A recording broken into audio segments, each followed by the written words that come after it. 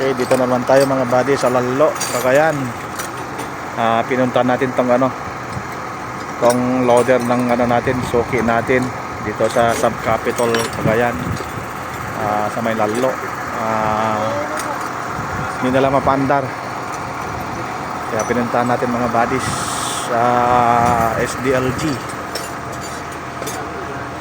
Tapos itong dalawang pison daw ang gagawin natin, hard restart. Pero unahan natin tong tong loader. Crank lang ng crank daw pero ayaw mandar. So check natin mga buddy. Ayan yung mga boys natin na nag-check up.